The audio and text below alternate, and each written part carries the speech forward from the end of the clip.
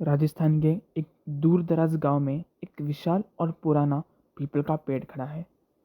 यह पेड़ बहुत ही रहस्यमयी है। इसके विशाल जड़ें गहरे जमीन में समाये हुए हैं और इसकी शाखाएं आकाश की ओर डरावनी उंगलियों की तरह फैली हुई है। गांव वाले इसे भयानक पेड़ मानते हैं और इसके आसपास जाने से हमेशा बचते हैं। गांव वालों की मान्यता है कि यह पेड़ किसी बुरी शक्ति का घर है, लेकिन इसका इतिहास और भी भयानक है। सालों पहले इस गांव में एक आदमी भैरव रहता था। भैरव एक वैद्य था, लेकिन उसकी दवाइयां हमेशा असफल रहती थी। वह गुप्त रूप से काले जादू का अभ्यास करता था। गांव वालों में उसकी काले जादू को लेकर अफवाहें फैली हो चुकी थी, लेकिन किसी ने कभी उसके खिलाफ आवाज नहीं उठाई।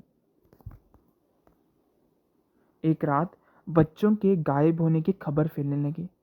गांव वाले भैरव की झोपड़ी पर आक्रोशित हो गए और उसकी झोपड़ी की ओर बढ़े। उनके हाथों में मशाले और लाठियां थी।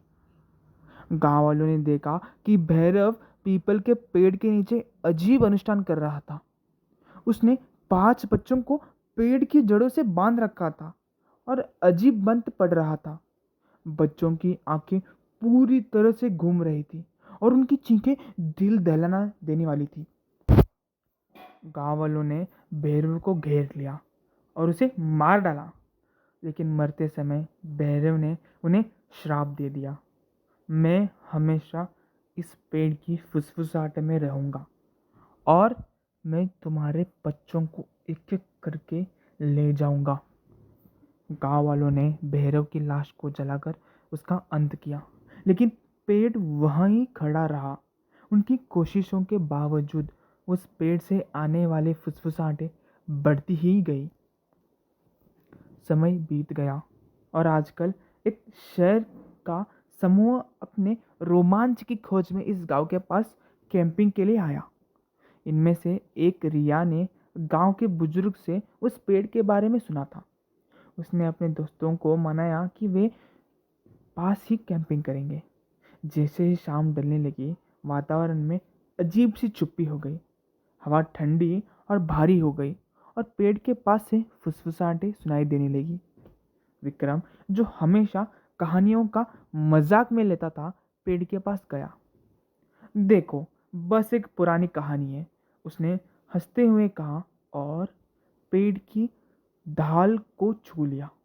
लेकिन जैसे ही उसने पेड़ को छुआ, उसकी स्थिति बदल गई। विक्रम की आंखें ऊपर की ओर चली गई और उसने अजीब अजीब बातें करनी शुरू कर दी। रिया और बाकी दोस्त घबराए हुए उसके पास दौड़े।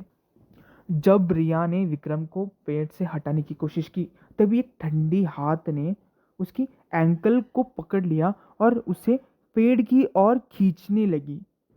फुसफुसाहटें अभी और तेज हो गई। जो फुसफुसाहटें थी वो और तेज हो गई और बच्चों की आवाजें उसे बुला रही थी। तभी तभी अचानक जमीन फट गई और पीपल की जड़ों से बच्चों की हड्डियां बाहर आने लगी। हड्डियां बाहर आए और विक्रम को जमीन में खींच लिया।